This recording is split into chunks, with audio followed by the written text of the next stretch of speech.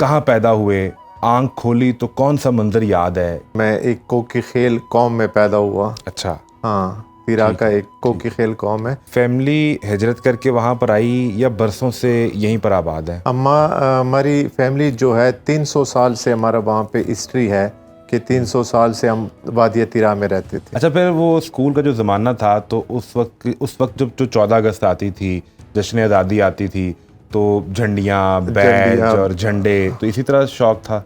साइकिलें होती थी और साइकिलों पे झंडियाँ लगाना, हॉर्न लगाना, और जो आजकल के बच्चे कर रहे हैं वो हम करते रहते। लाहौर में आप आए तो वो जो सफ़र था वो किस तरफ बढ़ना शुरू हुआ कि उसका जो उसकी मंजिल जो है वो सितारा इम्तियाज़ बनी, एक मंजिल उसकी प्राइड ऑफ परफॉर्मेंस बन गई? हमने कैंसर केयर को मेमोग्राफी मशीनें दी कोई 3 साल पहले। अच्छा, वो कोई प्रोजेक्ट था हमारा 8 करोड़ रुपए का। सही। और ऐसे काफ़ी चीज़ें हम एक्टिविटी करते हैं जिसमें हमें प्राइड ऑफ पाकिस्तान का मुझे अवार्ड मिला। गुज़िश्ता कुछ सालों में देखा है कि रमज़ान में ख़ास तौर पर आप इफ्तार का एहतमाम करते हैं और वो ख़ुद भी उसमें जाते हैं, लोगों को ख़ुद खाना दे रहे हैं, उन्हें पानी डाल के दे रहे हैं। रोज़ाना की बुनियाद पे मेरी कोशिश होती है कि कहीं ना कहीं झोंपड़ियों में या कहीं ना कहीं जाके ऐसा एहतमाम किया जाए कि लोग कुछ ना कुछ खाएं।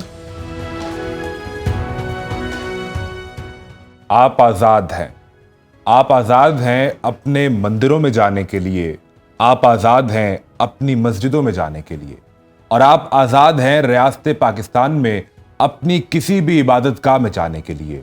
आपका ताल्लुक किसी मजहब, अकीदे, नस्ल से हो, अमूरे रियासत का इससे कोई ताल्लुक नहीं।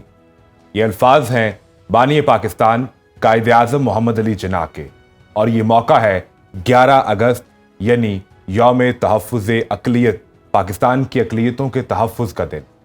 आज आपको आज़ादी की दास्तान की इस खुसूसी ट्रांसमिशन में खुश आमदीद कहते हैं। मैं हूं मोहम्मद आज़म और आप देख रहे हैं सुनो डिजिटल की खुसूसी आज़ादी ट्रांसमिशन आज़ादी की दास्तान। पाकिस्तान के झंडे में सफ़ेद रंग दरअसल पाकिस्तान की अक़लियतों की अक्कासी करता है। पाकिस्तान में हिंदू मज़हब से ताल्लुक़ रखने वाले लोग, ईसाई मज़हब से ताल्लुक़ रखने वाले लोग और सिख मज़हब से ताल्लुक़ रखने वाले लोग भी इस झंडे को उतना ही अपना समझते हैं जितना ये आपका और मेरा झंडा है। इसीलिए आज की इस खुसूसी ट्रांसमिशन में हमने दावत दी है सरदार दर्शन सिंह को, जो प्राइड ऑफ परफॉर्मेंस हैं, सितारा इम्तियाज़ रखते हैं, इसके अलावा सोशल वर्कर हैं और एक लंबी दास्तान और कहानी है।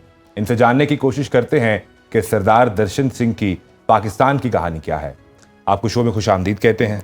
बहुत शुक्रिया आपके वक्त का। क्या हाल चाल है आपका? अल्हम्दुलिल्लाह। सरदार जी, आपको सबसे पहले तो यौम आज़ादी पाकिस्तान मुबारक हो, क्योंकि पाकिस्तान आपको भी और सुनने वाले जितने भी नाजरीन हैं उनको पाकिस्तान का 14 अगस्त का जो जश्न आज़ादी है मुबारक हो।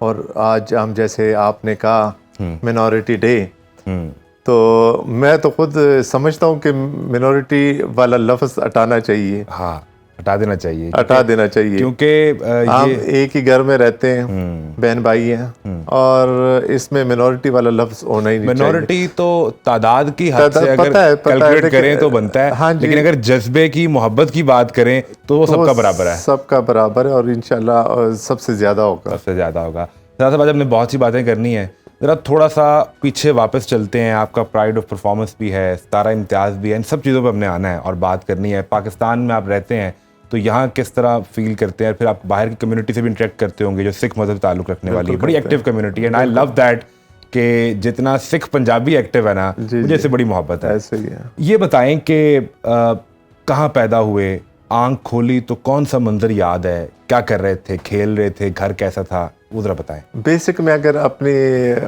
बॉर्न की बात करूँ तो मैं बॉर्न हूँ KP के और वादिया तिरा ट्राइबल एरिया से। सही। और बेसिक जो चीज़ है वहाँ पे देहात थे, और एक जैसे आपको कि वहाँ पे ना गाड़ी थी, ना कोई सर्विस थी, ना कोई चीज़ थी, खेत थे, कचर थे, भैंसें थी, और एक ज़माना, पुराना ज़माना जिसको कहते हैं, आज से कोई 45 साल पीछे चले जाओ तो वो क्या होगा। और वो जो कि वो इलाका जो आप बता रहे, पहाड़ी इलाका था, पहाड़ी इलाका, ठंडा एरिया, बर्फबारी वाला एरिया था तिरा।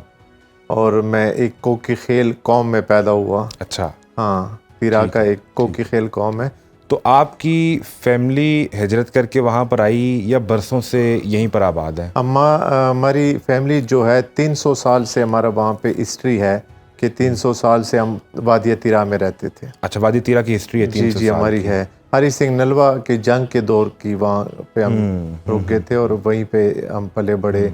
हमारे दादा परदादा जितने भी नस्लें वहाँ 300 साल से चल रही हैं वो केपी के वादी तीरा की है वादी हमारी। तीरा की। जी। अच्छा, थोड़ा सा ये बताएं कि फिर जब घर में बाहर निकलना शुरू किया, स्कूल जाना शुरू किया, इर्द गिर्द के बच्चों से इंटरेक्शन शुरू किया, तो वो वक्त कैसा था? अच्छा, मैं एक छोटी सी यहाँ पे बात आपको ही करूँ कि मेरे दादाजी थे, भाई जी सोना सिंह उनका नाम था। सिख कम्युनिटी में वो पहले सरदार थे कि वो पेशावर शहर आए वादी तीरा से। अच्छा। और उन्होंने वहाँ पे एक गुरुद्वारा खोला। वो जब पहले आए तो वो मंदिर में रहे। उनको अच्छा नहीं लगा कि यार मैं अगर इतनी सिख कम्युनिटी पेशावर शहर आती है और हमारे पास गुरुद्वारा नहीं है, तो उन्होंने वहाँ पे भाई जोगा सिंह का एक पुराना गुरुद्वारा 47 में बंद हो गया था। अच्छा। वहाँ से लोग माइग्रेट कर चुके थे। ठीक है। तो वो गुरुद्वारा बंद पड़ा था, तो महकमा औकाफ के पास था, तो उन्होंने स्ट्रगल की और वो गुरुद्वारा खुलवाया। ठीक है। गुरुद्वारा खुलवाने के बाद मैं छोटा सा था, 3-4 साल का, 78 की बात है, और 78 में मैं उनके साथ पेशावर शहर आया। अच्छा, पेशावर शहर आ गए हैं। हाँ वादी तीरा से शहर आ गए हैं। शहर आ गए। और फिर स्कूलिंग यहाँ पर हुई आपकी? स्कूलिंग मेरी पेशावर की है। ये कौन सा स्कूल था ये? डबगरी गार्डन हाई स्कूल था, गवर्नमेंट स्कूल। अच्छा, गवर्नमेंट स्कूल था। जी गवर्नमेंट स्कूल। फिर आपकी तो बचपन से जो दोस्ती रही होगी वो मेरा ख्याल है सिख बच्चों से कम रही होगी और दीगर मेरी आज भी जो स्कूल के दोस्त हैं अभी तक मेरे दोस्त साथ हैं। हाँ, इंशाल्लाह। यानी वो मुसलमानों से दोस्त सारे दोस्त मेरे वही तकरीबन पुराने दोस्त जो मेरे पेशावर में जाता हूँ। मैं पिछले कोई महीना पहले गया था, मैं सिर्फ 2 दिन के लिए गया था और 8 दिन में रह के आया। वो मुझे कोई छोड़ नहीं रहा था वहाँ से। आज भी मेरे ऐसे दोस्त हैं कि कल की मैं परसों की बात करूँ तो डाइवो से कुछ चीज़ें आई और गिफ्ट आए, तो वो पुरानी यादें कहाँ भूलती हैं स्कूल वाली, वो नहीं भूलती। अच्छा, फिर वो स्कूल का जो ज़माना था तो उस वक्त जब जो 14 अगस्त आती थी, जश्न आज़ादी आती थी, तो झंडियाँ, बैज और झंडे, तो इसी तरह शौक था?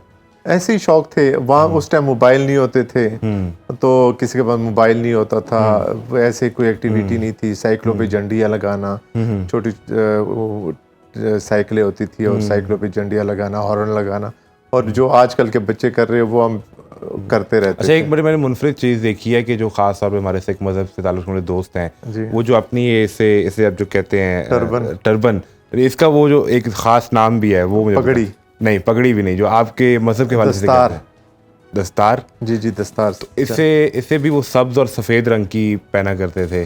जनरली मैं अगस्त में वैसे ही वाइट सूट और ग्रीन टर्बन बांधता हूँ। कई तस्वीरों में आप देखोगे तो वो ग्रीन टर्बन ही होती है। वो एक बड़ी खूबसूरत तस्वीर आपकी है भी, उस पर हमने बात करनी है, वो मुझे जानना भी आपसे वो वाक़या। अच्छा, वो फिर उसके बाद ये बताएं कि अब आप पेशावर आ गए हैं, तो फिर स्कूलिंग सारी वहाँ पे हुई? स्कूलिंग वहाँ पे हुई। फिर मैं 98 में मेरा काम था, 95 में कपड़े का, कॉस्मेटिक का, कई चीज़ों का मिक्स काम था। खुद शुरू किया या वालिद साहब के साथ ही मैं बिजनेस में आया था। तो फिर वालिद साहब ने मुझे, वो काफ़ी बड़ी लंबी कहानी है कि क्या किया, लेकिन मैं 98 में लाहौर आया था। अच्छा, लाहौर बिजनेस के सिलसिले में। सही। अकेले आए या फैमिली मूव की? नहीं, मैं अकेला आया था। तो मैं फिर काफ़ी अरसा में लाहौर गुलबर्ग रहा। फिर लाहौर ने वापस नहीं जाने दिया? लाहौर लाहौर है और लाहौरियों का दिल वो कहाँ। तो इसका मतलब 98 में कहते हैं जिन्हें लाहौर ने देखा जमे नहीं, तो 98 में आपकी पैदाइश असल में हुई लाहौर में लाहौर में हुई। तो लाहौर आए और फिर उसके बाद यहीं के होकर रह गए? जी, यहीं के होकर। फिर सारा सेटअप, बिजनेस, फैमिली, सब कुछ? 2000 में मैंने सिंह ब्रदर्स के नाम से स्टार्ट किया था। उससे पहले हमारा गुजराल ट्रेडर के नाम से था। तो 2000 से मैं बिजनेस में हूँ और अल्हम्दुलिल्लाह ठीक ठाक है, A1 अच्छा चल रहा है। अच्छा, फिर ये बताएं कि उसके बाद लाहौर में आप आए तो वो जो सफ़र था वो किस तरफ बढ़ना शुरू हुआ कि उसका जो एक उसकी मंजिल जो है वो सितारा इम्तियाज़ बनी, एक मंजिल उसकी प्राइड ऑफ परफॉर्मेंस बन गई। ये सरदार दर्शन सिंह साहब क्या कर रहे थे, मुझे ज़रा वो समझाएं। मैं बेसिकली जब दादा का टाइम था, स्कूल का टाइम था, तो दादा हमारे गुरुद्वारे में खिदमत करते थे, लोगों को खाने खिलाते थे, लंगर हमारा वो चलता था गुरुद्वारे में। तो वहाँ से हमें शौक़ पड़ा, हम दादा से पैसे लेते थे। वालिद साहब जो कि मेरे तिरा में रहते थे, छोटे छोटे थे, हम चॉकलेटें लेके बच्चों में बांटना, और वहाँ से एक सिलसिला स्टार्ट हुआ जो आज तक चल रहा है। और ये सिलसिला हमारे जो गुरु नानक देव जी गुरु हैं, पहले गुरु, वहाँ से लंगर का सिलसिला शुरू हुआ था। तो तब से वो लंगर और खिदमत करना और ऐसे हॉस्पिटलों में काम करना, काफ़ी चैरिटी जो फर्में हैं उनके साथ में, लाहौर MGF लाइंस का मेंबर भी हूँ, काफ़ी NGOs का मैं मेंबर हूँ और उनके साथ खिदमत करते रहते हैं। हमने कैंसर केयर को मेमोग्राफी मशीनें दी कोई 3 साल पहले। अच्छा, वो कोई प्रोजेक्ट था हमारा 8 करोड़ रुपए का। सही। तो ऐसे काफ़ी प्रोजेक्ट वो उसकी फंडिंग फिर किस तरह खुद से करते हैं, दोस्त हमारे मिलके? एक MGF लायंस क्लब है, वो क्लब में तकरीबन 100 से ऊपर मेंबर हैं हम। ठीक है। और ये जो NGO है ये पूरी दुनिया में 207 मुल्कों में, इसके तकरीबन कोई 15 लाख मेंबर हैं, लेकिन हमारे क्लब के 100 मेंबर हैं। ठीक है। और 100 मेंबरों में सारे ताजर हैं और हम आपस में फंडिंग करते हैं। हाँ, और फिर हॉस्पिटल में आपका लंगर भी मेरा ख्याल है चलता है, और वैसे रोजाना काफ़ी चीज़ें हम हॉस्पिटल, हमारे आरमेन आई हॉस्पिटल है ये शाहपुर कांजा में, उसके ऊपर हमने डायलिसिस सेंटर बनाया हुआ है। ठीक है। तो वो भी हमारा क्लब रन करता है। और ऐसे काफ़ी चीज़ें हम एक्टिविटी करते हैं जिसमें हमें प्राइड ऑफ पाकिस्तान का मुझे अवार्ड मिला इसकी बुनियाद पे। तो सोशल वर्क की वजह से मुझे मिला। और सितारा इम्तियाज भी जी बस ऐसे ही है, दोनों इसी चीज़ पे मिले हैं। तो पाकिस्तान के सारे सितारे आपने इकट्ठे कर लिए हैं। अच्छा, फिर एक चीज़ और बताएं कि वो भी जिसका आप जिक्र भी कर रहे थे कि आप अगस्त में वाइट सूट और वो ग्रीन टर्बन पहनते हैं, आपकी एक तस्वीर बड़ी वायरल है, और वो उसकी एक कहानी है जो साबिक हमारे आर्मी चीफ थे। जी वो आपके पास, ये कौन सी तकरीब थी, कौन सा मौका था, वो आपके पास आते हैं, खड़े होते हैं, कंधे पे हाथ रखा हुआ है, बातचीत चल रही है? ये परेड थी इस्लामाबाद में, परेड हाउस में,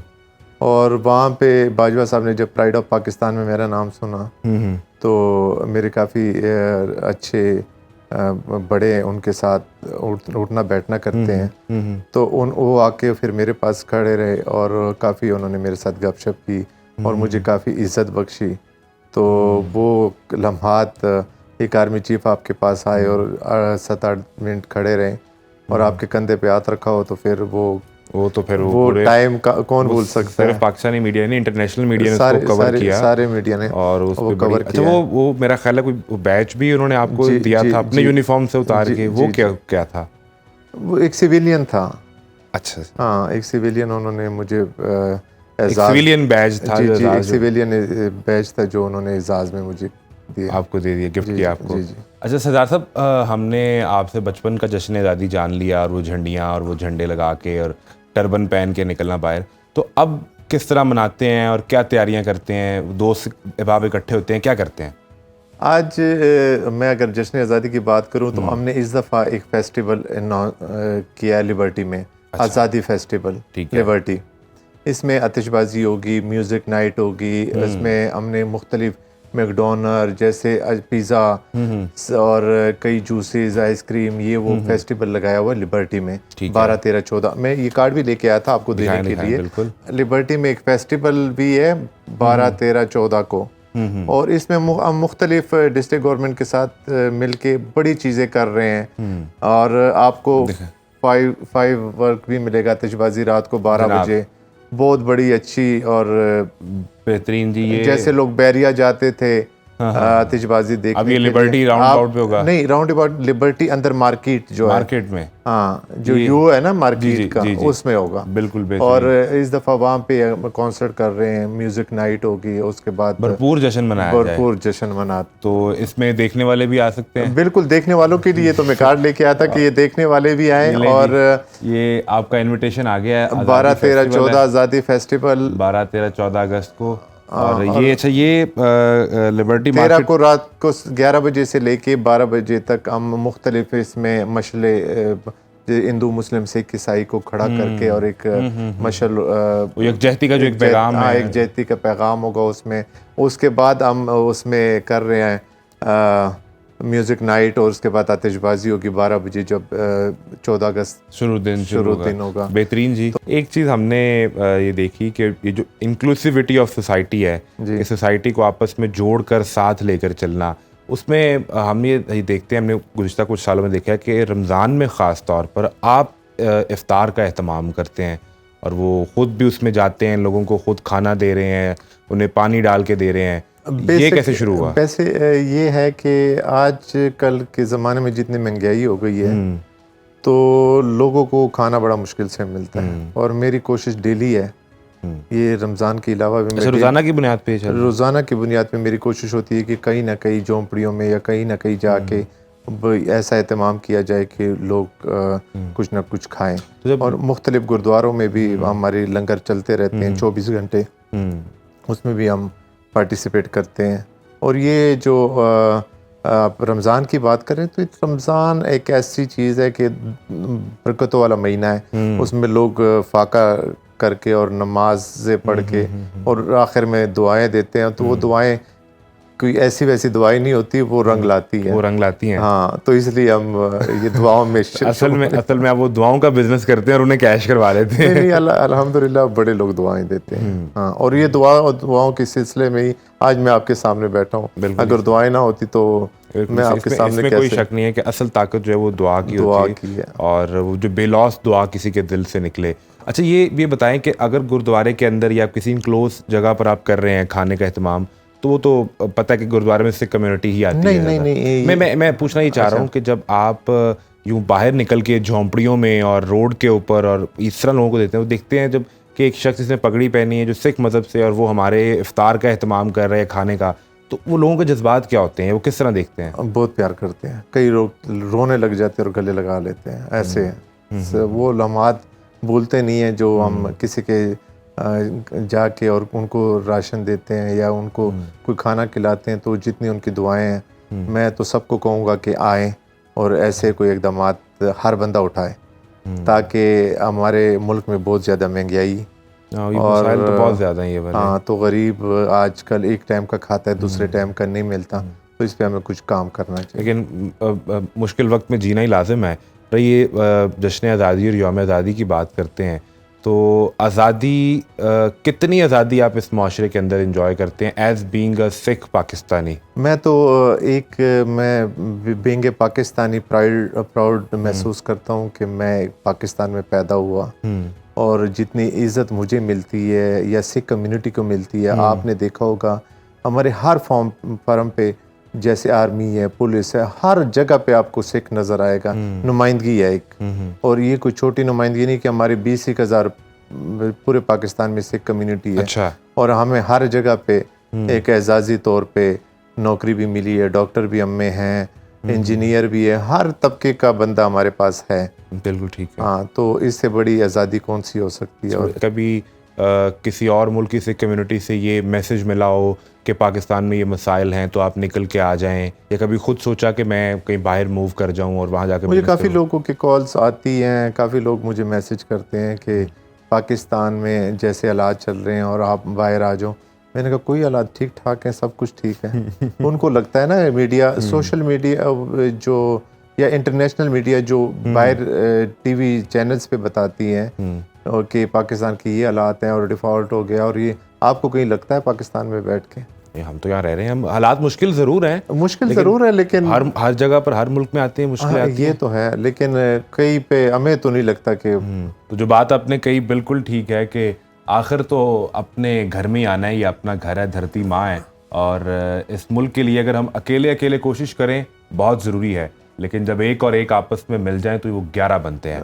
और जब 11 कंधे आपस में मिलकर काम करें तो इस मुल्क की मईशत भी बेहतर होगी, ये मुल्क तरक्की भी करेगा, यहाँ खुशहाली भी आएगी। लेकिन इसके लिए ज़रूरी है कि हम सब लोग सच्चे जज्बे के साथ काम करें, क्योंकि जितना ये मुल्क मेरा है उतना ही ये सरदार दर्शन सिंह का है, जितना ये मुल्क सरदार दर्शन सिंह का है उतना ये किसी हरिचंद का होगा, और जितना किसी हरिचंद का होगा उतना ये किसी डेविड का है। हम सबको इसी मुल्क में रहना है, यही काम करना है, इकट्ठे मिलकर काम करना है। रियासत के अमूर का इससे कोई ताल्लुक नहीं है कि आपका ताल्लुक किस मज़हब, फ़िरके, नस्ल या किस ज़ात पात से है। रियासत का ताल्लुक सिर्फ इससे है कि ये सब सफ़ेद झंडा, ये चांद सितारा आपके सीने पर चमक रहा हो, और आप सबको जश्न आज़ादी मुबारक हो।